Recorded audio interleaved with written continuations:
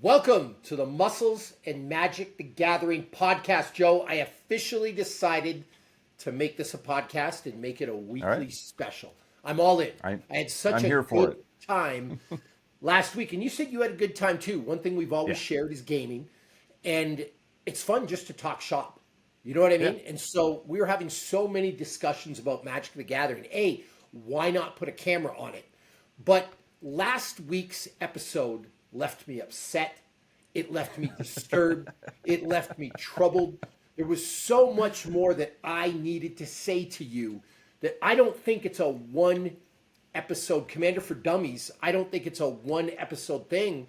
I'm thinking this is going to be like a 600 episode journey. Probably. Right? Probably. Just dipping my toe into the world last week. And starting off, and even just some of the misadventures I've had since we recorded that episode, and I have a small clue of what I'm doing, there's a lot to cover here. There's a lot to go over. Okay, so here's what I want to start, and I want to retract an earlier statement that I made. My bias is to build decks from scratch. Now, part of the reason that's my bias is because I have a massive collection of cards, and just for display purposes for this episode, I like real cards. I've got a bunch of real cards on the table. I'm actually putting together my B team of goblins. I have an A goblin deck. It's on the channel. It's Krenkle the Mob Boss. It's called Jareth's Army. Bonus points in the comments if you can tell me who Jareth is. But now this one is called the Blige Water Cartel, a much lesser known reference, but if you know who the Blige Water Cartel is, put that in the comments. You may win a prize.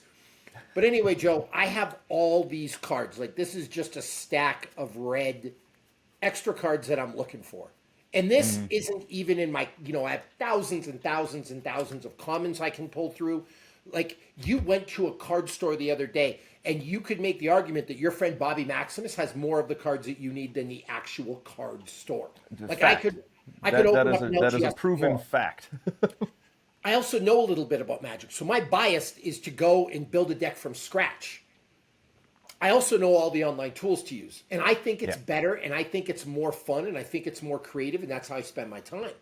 But I realized after talking to you, and especially the phone calls you made to me in the preceding days, I didn't give you nearly enough information to even begin building a proper deck.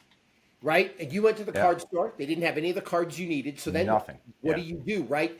Much easier to just go buy a pre-con, get it home out of the box, and start playing and learning. So I will retract that from episode 1. Pre-cons are great. But we've already started Joe down the road of building his own deck. There is no turning back. We are not quitters. We're not going to let a little bit of, what's the word I'm looking for, adversity sway us.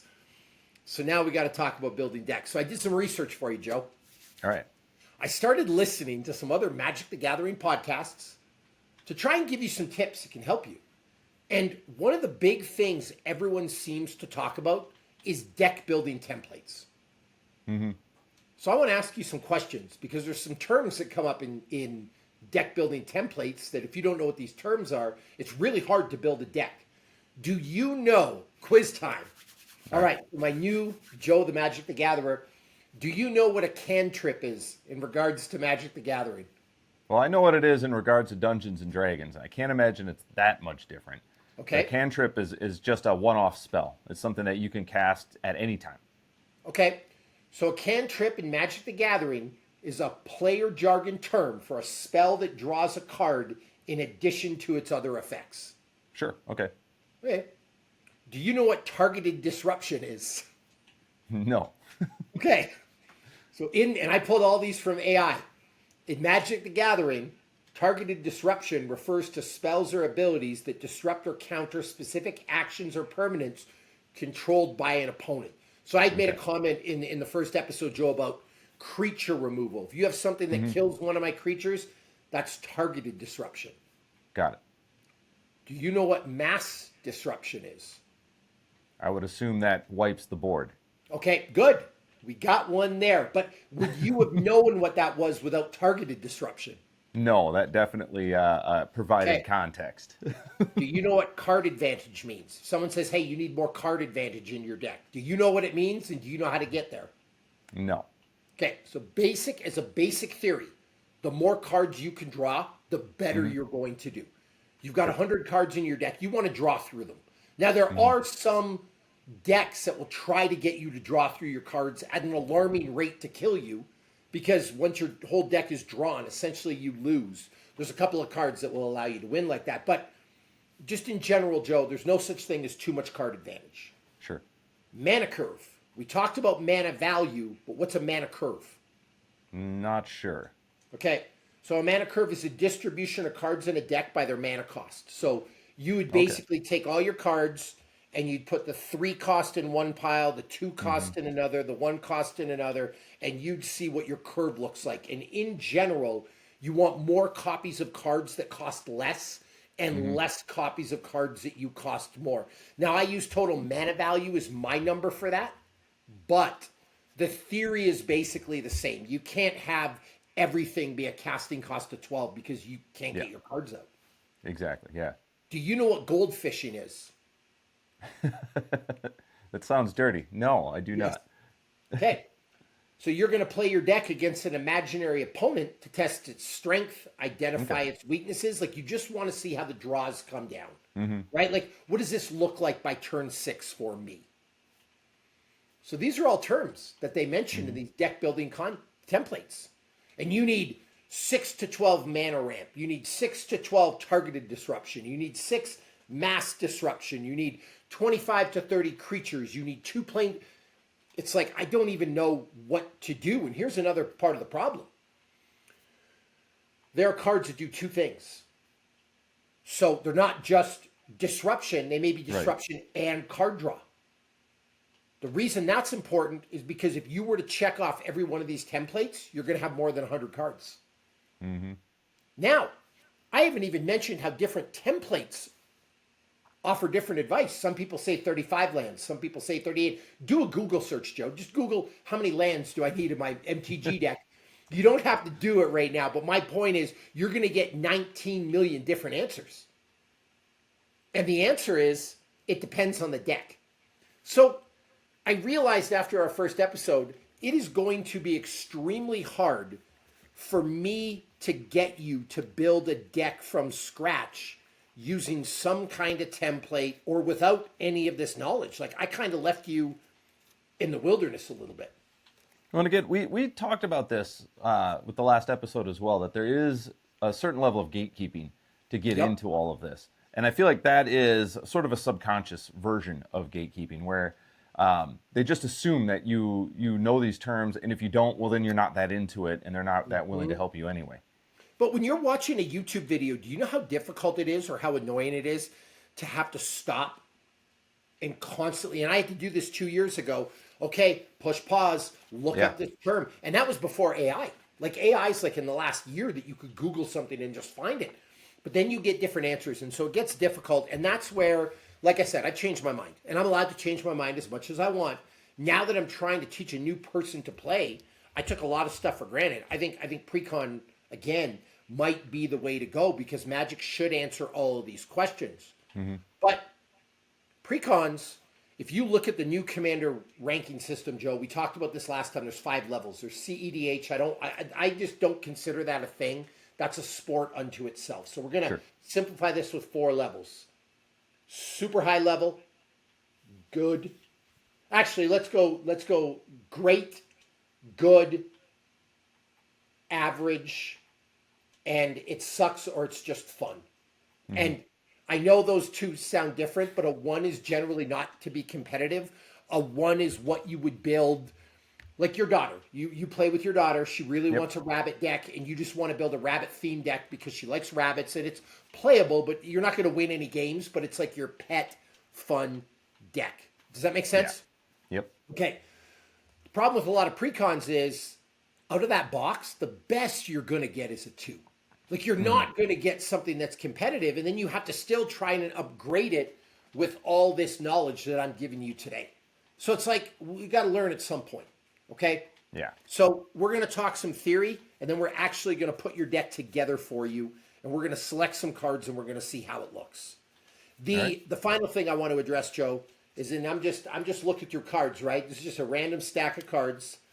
and I've got put it on the table an adaptive automation, a force of will, a forest. These are just like cards in my extras box, but I want to highlight something.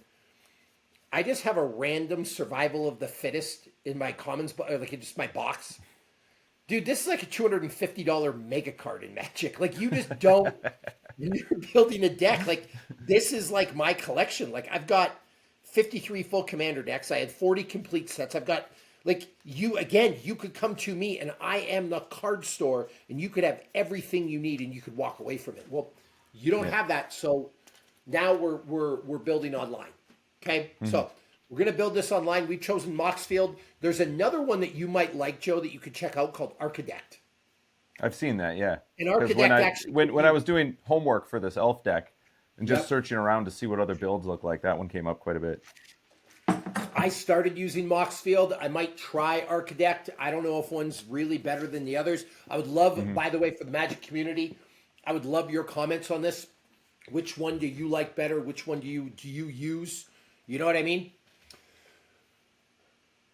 But we can build on that, Joe. But either way, we're gonna go forward with Moxfield, and we're gonna get your deck up and running on your screen so we can kind of see what you've had.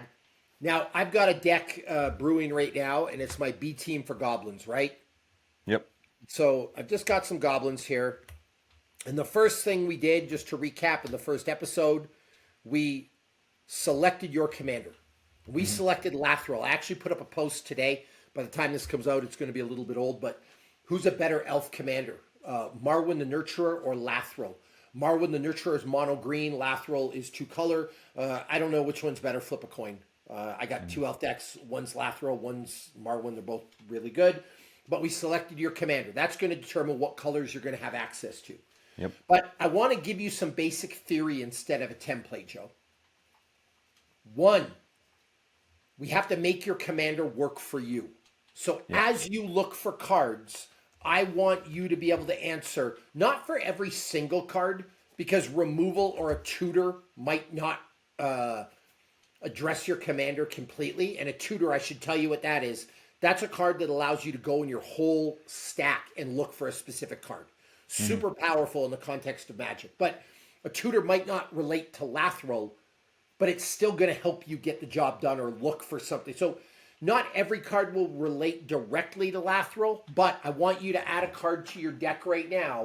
I want you to add a Seedborn Muse. We're going to get the cheapest version of this thing.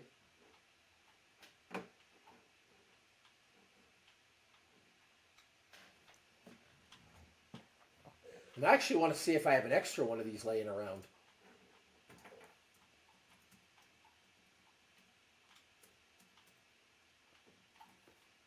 I have 3 of them, Joe. Okay. All right, here we go. All right. I have Seedborn Muse. Okay, read it to me. Untap all permanents you control during each player's uptap or untap step.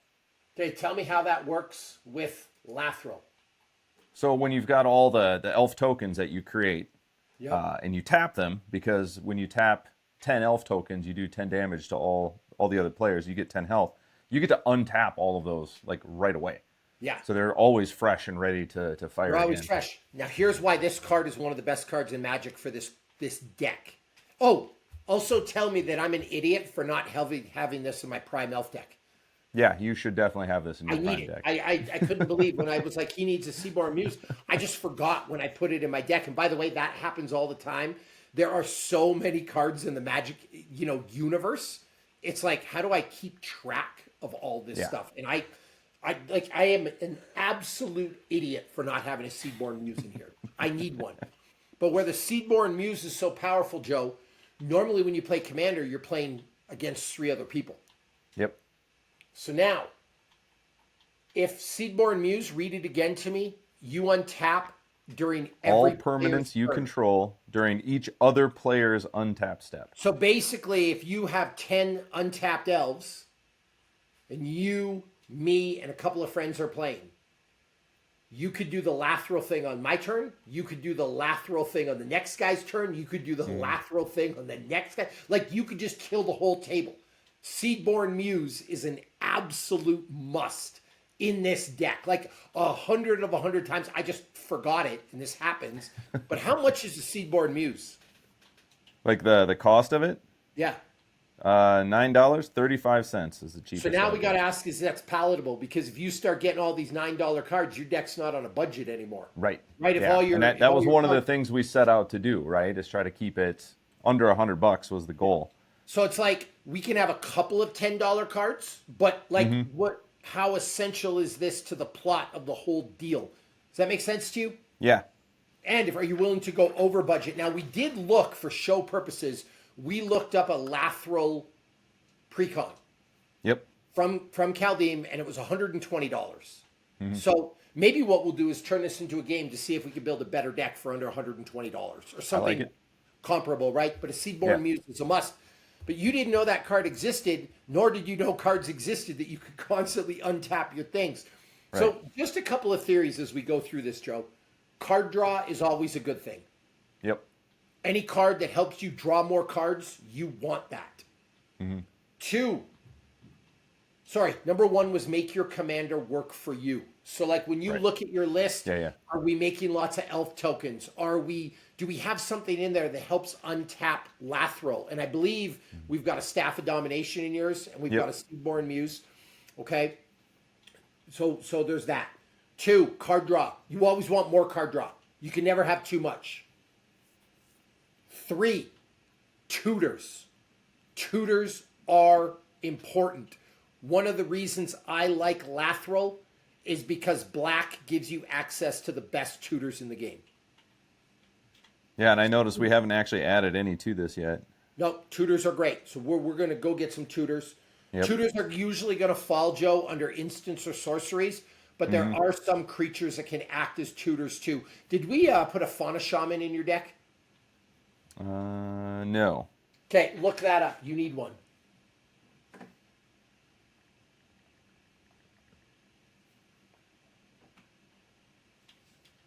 So the Fauna Shaman is discard. First of all, it's an elf, so it fits in Lathril, but discard a creature card, search your library for a creature card, reveal it, and put it into your hand. Then shuffle your library. So if you want the Seedborn Muse, you can go find it. Just go get it. Yep. Right?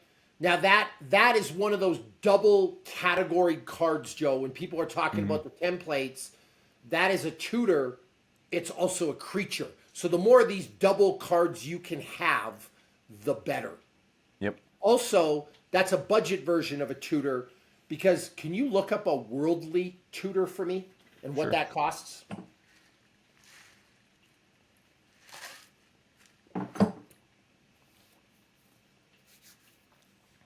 Just I'm throwing gonna it say in it's here like for a moment. 12 to $17. Yeah, depending on 15. Okay, so read what it does, just so we can, like, I want the exact wording, but it gets a creature from your deck. So search your library for a creature card and reveal that card. Shuffle your library and put the card on top of it. So basically the same as a Fauna Shaman, just $15 instead of $2.75. Yeah. Like, if we're trying to build this on a budget, we're going to take a Fauna Shaman. Spoiler alert, I have both in my deck. But I had access to a bunch of worldly tutors. But like sometimes, Joe, when I build my new elf deck, I might not have a worldly tutor. And now it's like, well, do I want to spend the money on one? Do I want to buy one? Etc. But in black, there's a bunch of high-level tutors. Vampiric tutor, demonic tutor. These are like $50 cards. Imperial Steel, $80 cards. That also kind of tells you how good and how rare they are. But whatever. We need some tutors. We need some removal or defense. And I'm saying removal or defense in lieu of mass disruption, targeted disruption, like whatever that looks like. You need something. There's 2 ways you're going to win. One, enacting your plan. B, preventing me from enacting mine. Right. So there's a thing in the Goblin deck. It's one of the Goblin commanders here. I'll show it on my screen. It's Krenko Mob Boss. And I bring this out. And if I tap him, I put X 1/1 red goblin creature tokens onto the battlefield, where X is the number of goblins I control.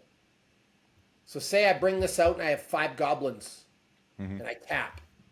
I now have 10 goblins. The next turn I tap, I now have 20. The next turn I tap, I now have 40. Like, you're going to lose that game. You Yeah. need to get rid of this. This is like there's certain commanders, Joe, they call kill on sight commanders. This is one of them. Right? Some commanders you'll let go, and you're playing at a gate, you're playing at a table with 3 other people. You got to decide, like, who am I going to use this kill spell on? Yeah. So we need some kill spells. And then we're going to build this thing out. And then the only thing you can do after that is you can do this gold fishing thing. You can use the playtests online and just kind of see what happens. But it's really hard to goldfish alone. Really what you want to do is you want to go play. Right. Because you're going to find in your deck, templates aside, I always find with this deck that I have a bunch of creatures in my hand, but I can't cast them because I don't have enough mana. Right. Okay, you need to add some land. Or I always have too many lands. I don't know what to do with them all. I need more creatures. Okay, we need less lands. Yeah. Because there is a template number. There's a show called Command Cast I love. Their new thing is 38 lands. But I think that's a little too many in some decks. Now, in some decks, it's not enough. In some, it's too many. So, like, how do you determine that? By playing. Right. Yeah. Or you're in a friend group that's not playing super competitive. You might want to like tone it down a little bit by adding a couple of lands because you don't want to roll people right away. Because there is a politics part of this game too, Joe. You're playing with 3 other people. You got to like make yourself a threat without making yourself seem like a threat. Right. Yeah. Yeah. Because the minute Krenko comes out, the table turns on me. Yep. So I got to like figure out when's the right way to slide this in. You know what I'm saying? So we're going to start by just collecting some cards for you. The reason I'm showing my goblins is because the easiest thing to do at the start is to just, you want to build a kinfolk deck, is to just start adding that kinfolk group and then anthems to pump them up. That's a very, very simple way to do stuff, and we can worry about the rest of the stuff later. And by the way, maybe you were like insane and you built a deck of just 65 elves. Well, you would go play and you'd see how it works, and you're like, man, I have all these creatures out, but they're all 1/1s. They don't do anything. Yeah. Oh, okay, we need an anthem. Remove a creature, add an anthem. Bobby kept playing this Krenko and running me over. I need something to kill it. Yep. Okay, here we go. So that's kind of how we can put this together. Does that make sense? Yeah. Yeah. But again, And I'm going to say too, just with my limited experience of playing with the Bloomborough decks that I have, we got a bunch of booster packs for it. Just thumbing through and saying like, well, okay, I'd like to add this card to my deck. I'd like to add that card to my deck. But you do run into limits, and you run into like there's whole mechanics that you could add into your deck if you wanted to build around that. But then you have to let go of something else. So like when you build a deck, it has to have some level of focus. So even just building an elf deck and just saying it just needs to be elven themed, it helps cut out like a whole lot of stuff that you don't even need to consider. Like there's certain cards I'm not even going to put. Like I don't have to put any mountain lands in this deck because I'm not going to draw on them. Like I don't need to compromise on that stuff. And like I said, just going through the Bloomborough deck, the entire mechanics. There's like whole things about cards that you can gift or creating food tokens. It's like I don't have the space with the kind of deck that I'm trying to build to include all of that. But that could be a whole nother deck. That could be a whole nother project. But you've got to be able to focus. We haven't even talked about mechanics. Right? There's one more thing I forgot to add to my keys, Joe. We talked about make commander work for you. We talked about card draw. We talked about tutors. Ramp is super important. You need to get cards out faster. Yeah. The only way you could do that is with ramp cards. Now, fortunately, how many creatures do you have right now? Where am I at? 26. 26. And by the way, we will put the link to Joe's Moxfield and also my decks into the show notes. So don't worry about that, so you can see how this comes together. So how many creatures do you have right now? 26? 26, yeah. I added a bunch since we talked last time. Like we said, you got to find 25 to 30. Yep. Right? And I noticed, too, just doing this, I have only looked at green creatures. I haven't looked at any blacks at all. Okay. Do you have a Naudier's Nightblade in there? Yes. Okay. Do we have a Shaman of the Pack in there? I think I asked you about that last time. Yep. Okay. Can you look up Tybar the Bellicose? Tybar the Bellicose. think I was looking at that one. Mm-hmm.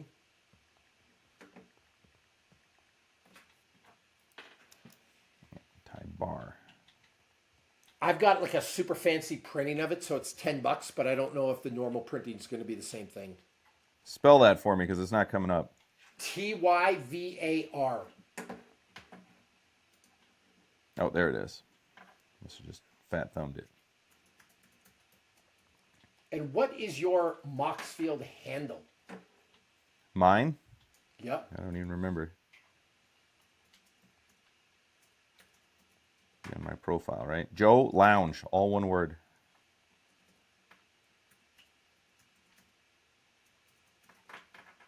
Got ya. All right. Santa's Helpers and the Bunny Attack Crew. Okay, so I can see her. This is going to help me now. Yep. So Tyvar the Bellicose, and I'm going to put... Oh, dude, you did really good. You got 90 cards. You're like cooking. We're getting there. Okay, and our budget's 119. Not terrible. Well, again, room to work. Yep. Okay, so we've got 27 creatures, and we've got a bunch of reasonably cheap elves here. So this is great. We've got some sorceries, some enchantments, some instants, some artifacts. So you have a really good, like, I'd say robust list here, Joe. So you have the, I'm going to go through these now. I like your commander. Mm-hmm. I like your planeswalkers. Those were the planeswalkers I chose. We have Freely's Landwar's Fury and Tyvar Cal. Creatures, the Abomination of Landwar. All right, great card for 15 cents. The Arbor Elf, untap a target forest. Not ramp on its own, but kind of ramp, because you can untap a target forest. But I'm going to do you one better, Joe. All right. I want you to add in an Elvish Mystic. And I want you to get rid of that Arbor Elf. Sure. And why is an Elvish Mystic better? Because it's cheaper, and instead of untapping a forest, you tap for a mana directly. Okay.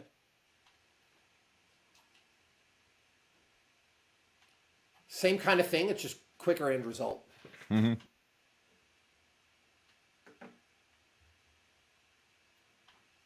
Done. And I would remove the Argathonian Elder because it's too high of a casting cost. Okay. Remember what we talked about? Get your cards out quick, right? Yep. And I would put back in that elf we just shelved. Okay. The Arbor Elf. Yep. I'd rather have that for one than pay 4 for this. Yeah, that makes sense. Ooh, Beast Whisperer. We got some card draw. Whenever you cast a creature spell, draw a card. Now, there are other cards that you can use to draw cards, Joe. But this will do it. So that's great. And that's one of those double categories. Mm-hmm. Copperhorn Scout. Oh, beautiful. Whenever Copperhorn Scout attacks and tap each other creature you control, great for Lathril. And 16 cents. What a great choice. Yeah. Elvish Archdruid. Great card for mana ramp and that Elvish Anthem to create the giant elf snowball of hell. The Elvish War Master, great. Azuri, Renegade Leader for $6.98. Okay, put that on your cut list, Joe. Okay. Keep it there for now. But like, I'd rather have a Seedborn Muse for $9 than that for $6.98. You know what I mean? So that we might be able to cut there. Fauna Shaman, great card. Findhorn Elves, great card. Haldir, great card. Immaculate Magistrate, great card. And again, if you're lost, just pull up the show list beside it. Imperious Perfect, great. Kamal, Fist of Krosa. I think this is a great card, Joe. This is what we call a win condition card. Okay? Mm-hmm. There's one card in the Elf deck that's a massive, massive win condition. And I'm actually going to shelve my goblins here. I was going to build a goblin deck, but we're going to talk about elves today, so I'm going to put my personal work aside. We're going to work through mine. But there is a card here called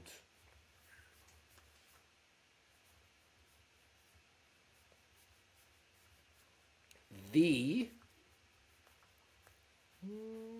Keep looking, keep looking. You know what it is. If you're watching the show, Joe, I'm just going to spoil it for you. It is the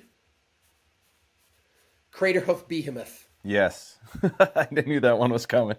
Okay, great card. Game Ender. You have. We talked about this last episode. That is like a win condition in my deck, okay? There it is. So what does it do? When Craterhoof Behemoth enters the battlefield, creatures you control gain trample and get +X/+X until the end of turn, where X is the number of creatures you control. So if I have 20 creatures, each creature gets 20/20 of trample. But you might not be able to afford that. Like, we're building this on a budget, and we don't know what you like, what you don't like. I'd like you to save up for a Craterhoof. Maybe you're willing to go over budget for it. That would be like your big budget card. However, if you look at Kamal,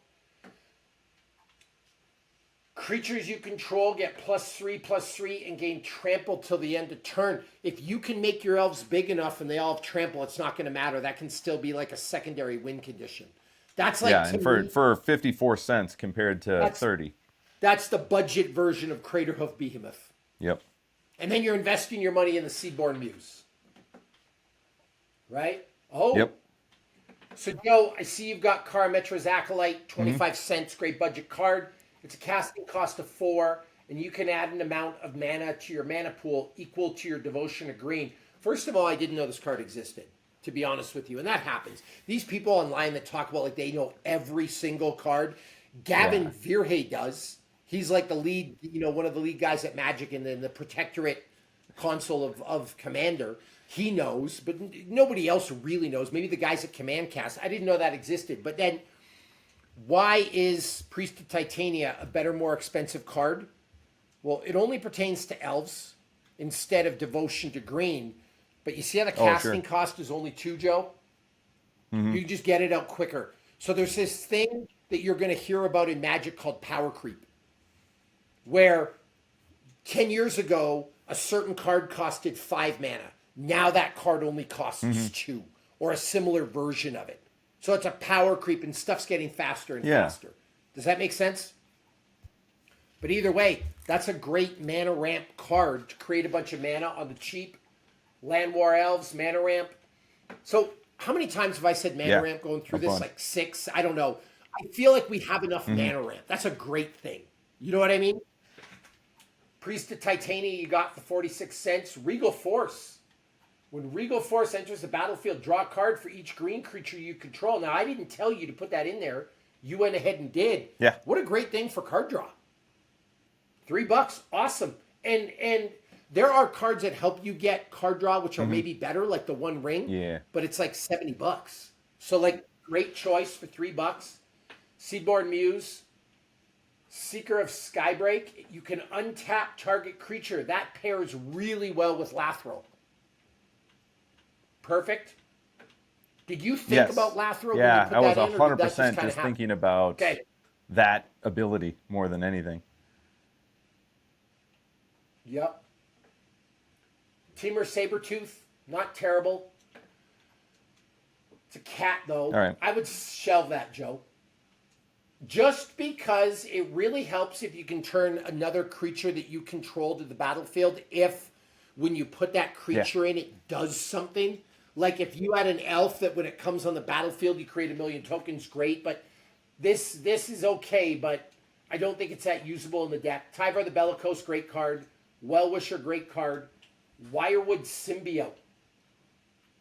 Good card to be able to untap Lathril. Awesome on that. So, Joe, Yisan the Wanderer Bard, of course you pick a Dungeons and Dragons type card. You like bards and rogues, and it's all of them. It's a human, it's a rogue, and a bard.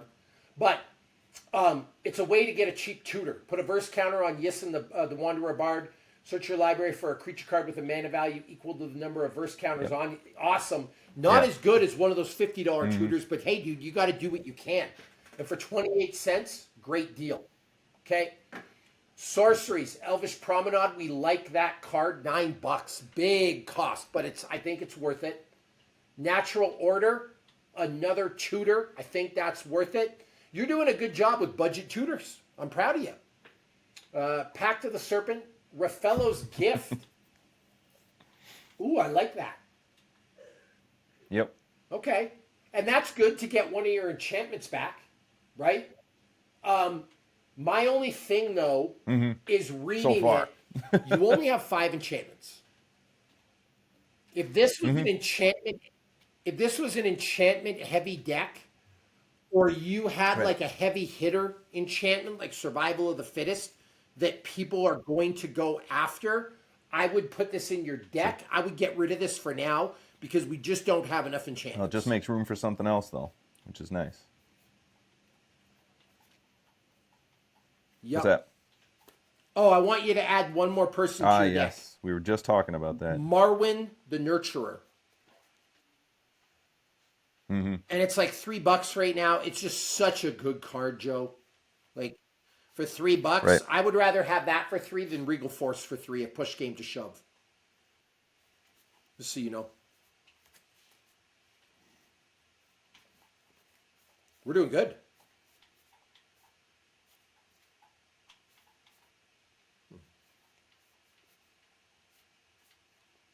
Okay. Let's All right. talk about some sorceries and instants and removal, Joe. 2 cards up here. We have Deadly Ralk and we have Assassin's Trophy. Deadly Ralk is like a $30 card, not on a budget. The reason is Oh, because wow. if you Okay. control your commander, you don't have to pay the casting cost. Assassin's Trophy is a 2 casting cost. You can destroy target permanent an opponent controls. And then its controller may search their library for a basic land card. So a couple things why this is cheaper. One, this is destroy. This says exile. If my creatures have indestructible, you can't destroy them, but you can exile them. So again, $30 card, and I don't know how much Assassin's Trophy is, but not much. The other thing is Assassin's Trophy gives my opponent a gift. Deadly Ralk does nothing for them. You know what I mean? But on a budget, Assassin's Trophy is one of the best Got removal it. spells And in it Magic, is and I really, really $2. like it. So add an Assassin's Trophy. Perfect. Okay? That's a great, like, cheap removal spell. Another one would be Heroes Downfall. I think I actually have a couple of these. I bet you I have a whole stack of them. See, I'm going to prove that I'm like a card store right now. Oh, look at that. And this was not planned. Heroes Downfall. Bell the Profane. Bogart Traveler. Cut Down. Sinkhole, which is a land destroyer. Flare Yeah. of 9 Malice. cents. We have all kinds of good stuff here. You know what I mean? Yep. For Heroes Downfall? Awesome. Now, the reason I like Heroes Downfall, Joe, is Assassin's Trophy destroys a creature. This one also can take care of somebody's Planeswalker. Not a bad call, okay? I would put let me see what else we have here. Oh, Let's look it up. Fatal Push. How much is that? I like that card a lot. It's a casting cost of 1, and it It's destroys a $2. target creature if it has a converted mana cost 2 or less. Okay, I like it though. It's a good removal, super quick, Yeah. and there's a lot of powerful 1-drops in Magic. Okay, look up Fell the Profane.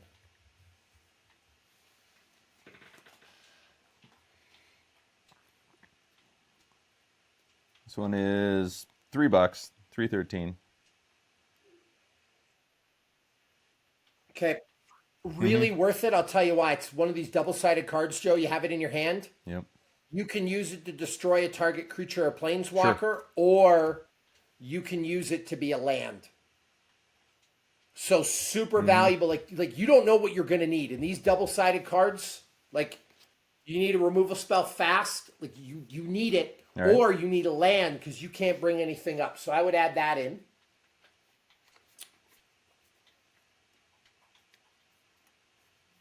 Here's one we didn't talk about, the Bogart Traveler, Graveyard Hate. You want to be able to like take people's graveyards out. Graveyards are like a secondary way to draw cards these days. Spell that one for me.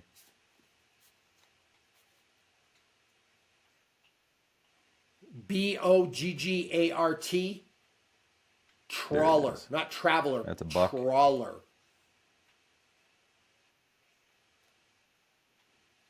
Okay, I'd put that in. Again, one of those double-sided cards. Okay. Here's another great one from the Lord of the Rings, Nasty End.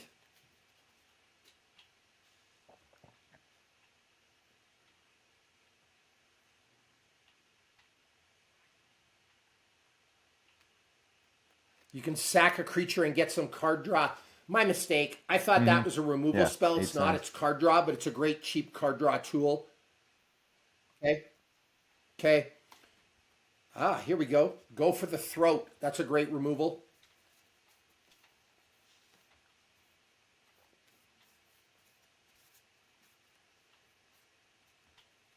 Here we go.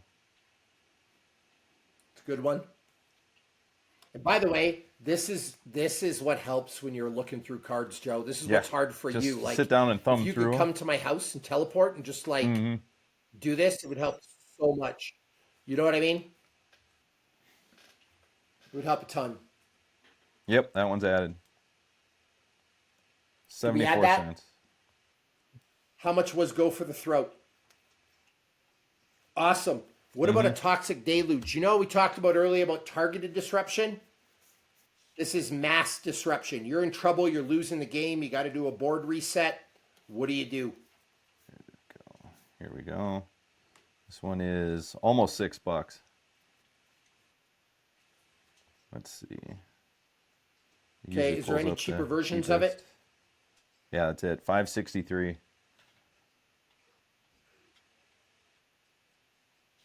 Okay, so we don't want that. But how much is an Elvish Dreadlord? 27 cents. Get it. So when Elvish Dreadlord dies, non-elf creatures get -3/-3 till the end of turn. So not nearly as good as a Toxic Deluge, but man, it's all right. You know what I mean? So, and it's got Encore, okay. And then let's go, Joe, with, let's see what else we can add to here as I'm just looking through my stack. Again, the beauty of having a whole giant collection. Ooh, Skemfar Avenger. Great creature.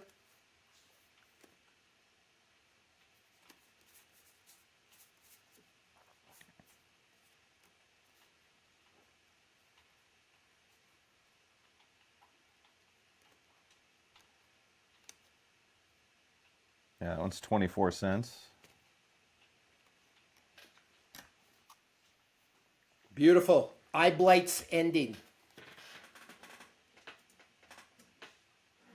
Yeah. We're doing good here. We're at 98 cards. We're almost done. Okay.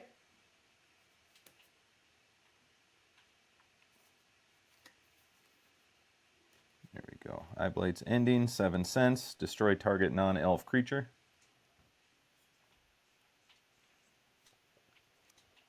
Beautiful. Ah, I found a better one than that other one we had. Spell that one for Lyssalana me. Scarblade.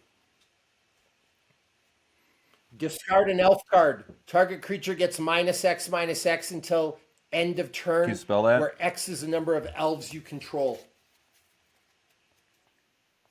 Lyssalana Scarblade. I'm really proud of my little collection here. Oh, that's a good one for 15 cents. Yep. So yeah, you have 100 cards now for $130. Looking at this, I think this is much better than that Lathril one that we put together, or the Lathril Precon, right? Now, are we missing some stuff, Joe? I feel like we have a lot of ramp. Like looking at your artifacts, you also have a Soul Ring. You have, you do not have an Arcane Signet. I need you to add an Arcane Signet. Sure. That's like an auto include in anything one's 2 colors or more, Joe.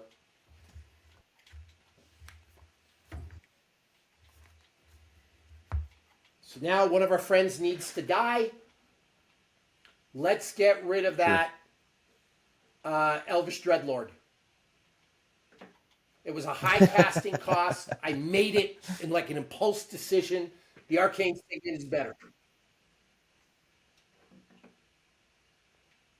It's pretty good. Yeah, I'm I pretty like this a confident lot, about Joe. it.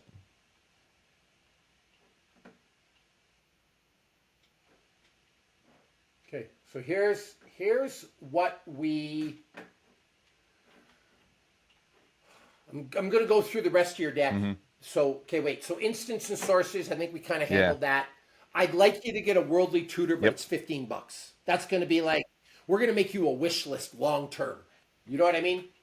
And you do have a couple of other tutors, so I think you're okay. We have a lot of removal now. I feel good about this. Not what the people say, like 6 to 12 that you're supposed to have, but like, dude, I don't know how you fit that in the deck. Right? It's okay. Artifacts now. Brotherhood Regalia. Make your people unblockable. I really like that one. Emerald Medallion. Make your green cheaper. I like that a lot. Illusionist's Bracers. Whenever an ability of equipped creature is activated, if it is a mana ability, copy that ability. You could choose new targets. Oh, man. So good with Lathril. Beautiful. All right. Lightning Greaves. I like that. Makes Lathril unblockable. Let me see. That's an expensive version of that, though. I feel like we can get cheaper, but it's a great card. Soul Ring, Staff of Domination, Swiftwood Boots, Sword of the Perunes. I like Sword of the Perunes. Great card. You may tap or untap a equipped creature. Great. Umbral Mantle.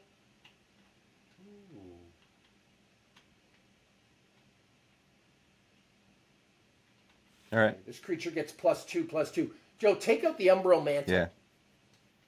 Too expensive for like what this deck does.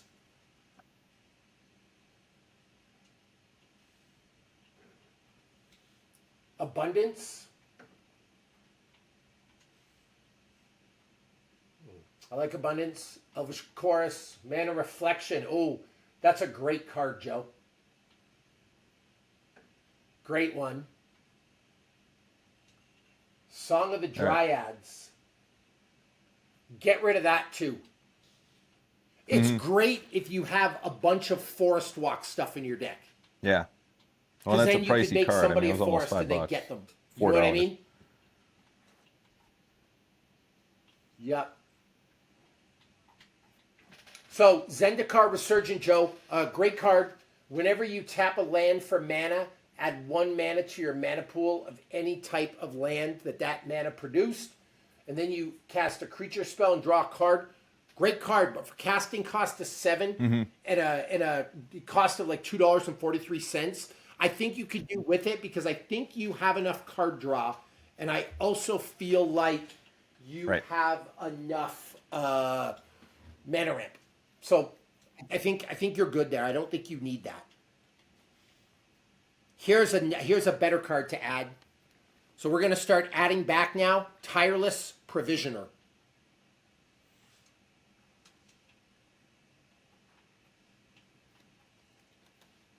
And we're also going to add an Explore, just a super cheap sorcery that you can play an additional land and get an extra card. All right, that's in there. So Tireless Provisioner was 92 cents. Okay, how much are those now? And Explore, where did that Beautiful. go? It is 15 cents. Yep, we're at 117.38. Oh, dude, I'm so we got excited. one We're card under to add. $120. We need one card left. I'm looking through my green cards Well, now. Is there anywhere that this is furiously weak? Like we got, to try and find we got something 31 for you. creatures. Oh, All right. here's a great super underrated card that I really like. Pick your poison. From Murders at Karlov Manor, and it's a whole cornucopia of fun, Joe. Each opponent sacrifices an artifact. You know how good that is if you got 3 opponents at the table? Like this card on a budget is great for what we call targeted or mass removal. Each opponent can sacrifice an enchantment. Yeah. Awesome. Like, it's a great way to get 26 rid of cents. cards for nothing. What's that card worth? 20 cents? And there we go. Perfect. So there's our list. We did it. 100 cards, 117.64. and we are at $117.64. Yep. You can order that right from Card Kingdom. The advantage of that is you get all the cards in one package. They have a massive inventory. You could just get them in. You could order it from Moxfield, like whatever you're comfortable with. Cool Stuff Inc. But like you could just order that tomorrow if you wanted. But as I look it over, Joe, we said 25 to 30 creatures in episode 1. We were trying to build a template. I was like, I don't know how to, like, you know what I mean? If you have Lathril and you need a lot of elves, you need more creatures than anything. And you've got 31 creatures because his ability is tap 10 untapped elves you control. So I want to have more elves than not. You know what I mean? So I like that. And a lot of those creatures aren't just creatures. So there's ramp and card draw, which we talked about. Awesome. Yep. Some of them act as tutors. Well, just looking through, Awesome. so all of the You know what I mean? creatures are, I mean, they're very So we're green, set there. obviously. There's not a lot of black required. A lot of the instants have black. Black. But should we change the balance of forest to swamp Yep. in our lands? So the answer is yes. But I want to see first. So nice thing about these groups, and by the way, Architect works the same way, but I can see the mana cost of everything. I can see the breakdown. I can say everything. The reason I chose Lathril over Marwyn, Joe, is because I wanted to add some of the black instants for removal. Green's not great for removal. Yeah. The plan with green is to just grow so big, you roll over your opponent. It's like green's the color of abundance. Yeah. Black will murder things. You know what I'm saying? Which makes sense. Blue, it's mystical, it's wizards. They try to control things. So, like, looking at this, before we go to lands, I'm okay with more creatures. I think you have enough card draw in the deck, which we talked about. I think you have enough removal in the deck from my experience. In fact, you're running a lot more removal than I do in my decks, because my decks are more based on collectability. And sometimes I'll favor, like, I'm putting this expensive card in just because I really like it and I want to show off. But you get a lot of removal, which is good. And by the way, if you're playing someone with a heavy-hitting deck like me, a bunch of cheap removal and counter spells go a long way. Okay? We've got a bunch of artifacts that help bump up our guys. Maybe we could use another Elf Anthem. I just don't know what to put in or where I would put it. You know what I'm saying? Okay. Maybe get rid of Sword of the Perunes and put in a Herald's Horn.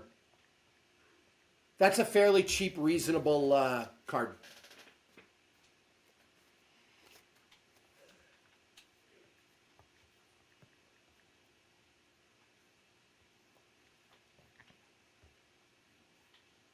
Let's see here. Almost $5. Should be reasonable. I think it's worth it. We'll go a little bit over budget. Yeah. Do me a favor, Joe. Okay. To make sure we don't go over budget, cut Regal Force.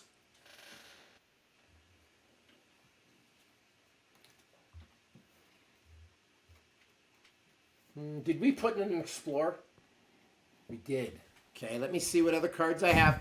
Again, the benefit of having all the cards to look through, Joe, because I can't think this stuff. Sometimes I don't know off the top of my head what I'm doing. Do you know what I mean? Here's one, Shamanic Revelation.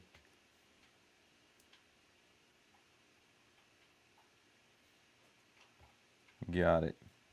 Shamanic, and then Revelation. Awesome. We should be there now. Acceptable. Yep, $118.99. And read draw- Shamanic Revelation. It's going to get you all the card draw you Click need, one Joe. too far. Yep. Draw a card for each creature you control. And then you gain yeah. 4 life for each creature you Yeah. control, power 4 or greater. With all those elf anthems, you should be there. Okay, cool. So yeah, I mean, I'm happy with your mana ramp. We got a lot of mana ramp in your artifacts. We got a couple of cool combos that you can play with in the deck, right? Yep. Especially with Seedborn Muse, Staff of Domination, and Lathril. Okay, we have some stuff to protect our commander. We've got some reasonable enchantments to help us. Like dude, like to upgrade this deck, man, we're looking at putting some expensive stuff in now. This might be one of the best $120 elf decks I've ever seen. No, But not at all. There's no way you could have done this at the store by yourself. Not unless they had stacks of cards. Just being like able like I a do, a book to that thumb you through can and just say have what's all access here. to that you can. And by the way, mine are fairly itemized. Like I know I'm grabbing stacks, but I happen to play with a lot of elves. I happen to play with a lot of goblins. So I actually have a lot of good cards that you can like look at and take advantage of. There's some cards that would really help beef this up. Yeah, you start getting Elvish also Champion, out of but it's the like sort of $17. So it's like casual play and into much more competitive when you start adding that stuff in too. Yep. But this deck is going to be, I would say this is a solid 3. Yeah. Now to get it to a 4, we got to add some of those game changers, Joe. You need like a vampiric tutor, you need a demonic tutor, you need a survival of it. Like we're talking building it up, but like this is a solid 3. And I think for $118.99, this is a much better precon than the one they put together. And I think this will be really fun for you. So now the final thing we got to address is land. Okay, so Moxfield gives us an idea here. We had picked 18 forests and 18 swamps at the start of this adventure to it was a placeholder. Until we started putting cards in. Really what we should have done is chosen lands last. Well, we didn't. Okay, fine. Now there are a bunch of dual lands you can go, Joe, but they run you more money. So we're just going to run basics. Yeah. In a 5-color deck, just so you know, you can't just run basics. You'll never be fast enough. In a 1 or 2-color deck, you're a lot safer. Okay? So, if we look down at our little list here. Yep. Ooh, you have the Maze of Ith in there. I like that card. All right. But we're going to take this down even more on budget, Joe. Get rid of the Maze of Ith. Okay. And just add me a swamp. Sorry, not a swamp. One more forest. What am I saying? 19 to 18. Okay. And 113.88. What's the deck, like 113? And by the way, you could continue to whittle this down, Joe. Like, I'd ask, how much do we need Azuri Renegade Leader for $6.98? Yeah. I might rather have a Door of Destinies. You know what I mean? Look. What does the Door of Destinies cost, actually, on that note? $7.53 is what I'm saying. I know I said it was like a mini... $7.53. Well, actually, what is it? Okay. Okay, get rid of Azuri and put in that. Door of Destinies. See, and you can whittle this. You don't have to buy this today. We can, like, you know what I mean? 114.43. Nice, Joe. That's a great deck. And the reason I like the Door of Destinies now, it's another one of those anthems. You know what I mean? It's not a coat of arms, but it's sometimes better. There's another one called the Banner of Kinship, which is unreal. Can you look that up? Tell me how much that costs. I always forget about it because it's new. It's actually from Bloomberg. $7.97. Ooh. What could we remove? See, this gets tough. You know what I mean? Ah, Joe. Okay. Let's get rid of the Elven Course. Just cutting. Actually, get rid of Elven Course. This is the joy of building decks, and it's so hard to cut your friends. Right, yeah. I think it's way easier to build than cut. One of the guys said this in one of the podcasts I like, Commandcast, and he's like, "Yeah, it's way easier to build." Well, and than again, cut." our He's list, right. It's like fun what to goes add on the shit. wish You know list. what I mean? You know, and how bad do you want it? Yeah. Here's what the problem is: when you build decks, you're never done because when the new set comes out, another card comes in, you're like, "Ooh, but I like this." Yeah, that's what I one. said That's earlier. why Like a you've budget got to have does that help focus. you make You some have to easy decide kind of what it decisions. is that you're trying to do, and then stay within that. Otherwise, you're just throwing money at every problem you have, and you're just buying like whatever the best But I cards like are. these little, yeah.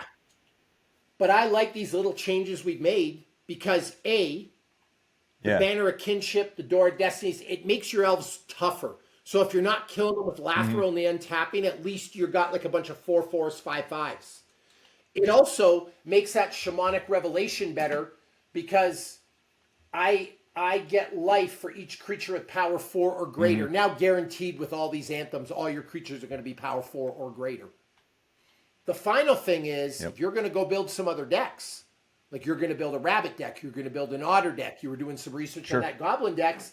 Well, the Banner of Kinship work in all those decks. The Door of Destinies work in all those decks. Like now, you're getting cards you can transfer from deck to deck.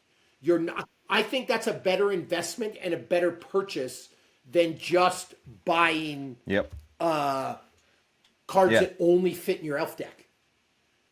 Does that make sense to you? So in some ways, I think even though I really like Craterhoof, I would rather have a Banner of Kinship, a Door of Destinies, and a Vanquisher's Banner and a Herald's Horn than a Craterhoof. Yeah, exactly. Because I can use them across the board in other decks. Okay, so now land. Final thing before we go. We should have done our lands last. We didn't. So 25% of all the symbols on your cards are black. And, 28% and 72 are green. Okay? We're a little low on green mana because 49% of the symbols on our lands are green and 51 is black. So we're a little like outweighted. You know what I mean? Let's drop swamps down to 15 and forests up to 22 and see if that how that affects the stats.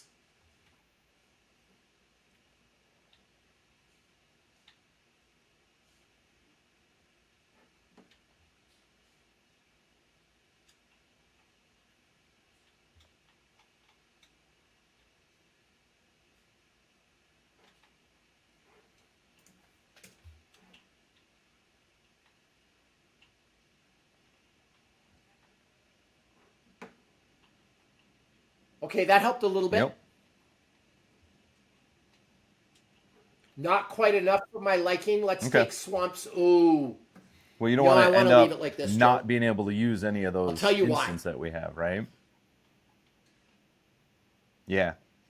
Yeah, you want to make sure you have a swamp in your hand. Now, the other thing is the game changes if you have some of those spells that say cost 4 swamps. There's a card called a Phyrexian Obliterator, Joe, and it's got 4 black mana in its casting cost. Sorry, I think it's white, actually. There's the Obliterator. There's another one. Let me look that up here. Phyrexian. Here we go. No, it's a Phyrexian Obliterator. It's black. I was right. It's the Vindicator that's the white version of it. Anyway, the Phyrexian Obliterator, it costs 4 black mana, Joe. Super good card. If you had that in this deck, and that would fit in this deck, it's a great card. Let me read this to you. Whenever a source deals damage to Phyrexian Obliterator, that source's controller sacrifices that many permanents. Yeah. So you don't want to, hurt this guy. But I can block with them and start to, take your stuff off the table. Anyway, it costs 4 black mana. If it costs 4 black mana, it's going to be really hard to get your stuff out. You know what I mean? You're going to need more black in that case. The nice thing about the green for you is you only have 2 cards in your whole deck that require 3 green mana symbols. Oh, no, that's me. I'm looking at mine now. Yeah, I got to find yours again. Yeah, all I have is 2.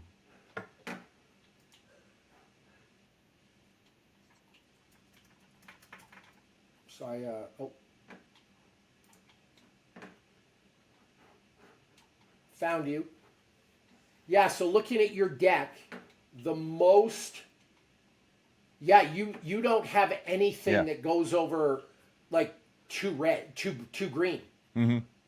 So you can afford to balance with black a little more. If you had a bunch of stuff, well, and again, I've got in there there's that was so many 4 or mana 5 ramps green, on that here becomes too really hard. that I feel like it's worth that. Yeah. Yep.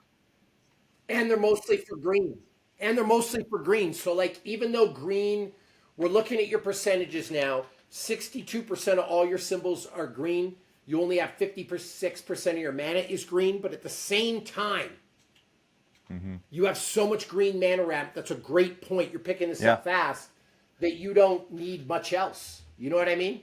So Joe, looking at your land, looking at your cards in your deck, like you could do the play tests and everything, but I'm dealing a bunch of hands here. And yeah, like I'm looking at the opening land, you're getting a removal, you're getting 3 lands, you're getting creatures. Like this looks like a really good deck to me. So I'm excited. Yeah. So now, using all the things you learned today, and this was a much better episode to wrap it up, but it took 2. Your job now is to go build another deck. So now you got to build one for JoJo, your daughter, so you guys can play. It looks like you're building bunnies, but yeah, use a lot of it's all the same theory, right? Mm-hmm. And then what you're going to do is you're going to play with them, and then you're going to say, oh, this is where this one, and then you're going to have to play against other people. You could play against me online, and we'll start to figure this out. So, a little bit of camera trouble today. That's okay. We had to do some edits. It happens. But I think we built a really good deck. The budget was $120 that you and I kind of set on. We came in at $118.75. I think in the original episode we said $100, but then we looked at the Lathril one and it was $120, so we we upped our budget, right? Yeah, if we could outperform really the pre-con, we're in a pretty good spot. Yeah, and now you're an official Magic the Gathering player, Joe. Feels so good. There you go. Muscles, Magic the Gathering, Deck Building 101, Commander for Dummies. If you've got all these decks are going to be in the show notes. I'll put my Premier Elf deck, I'll put my Secondary Elf deck, and I'll put Joe's Elf deck in the show notes if you want to see. And if you have any advice for us, because like I said, like I forget about cards all the time. Joe forgets about cards. Like he doesn't even know the cards. Yeah. I don't even know why I'm saying he forgets them. He doesn't know them. If you have any suggestions about how we could do this better for cheaper or whatever, get them in the comments. We will respond. And thanks for coming to what's going to be a regular podcast in the Magic the Gathering universe.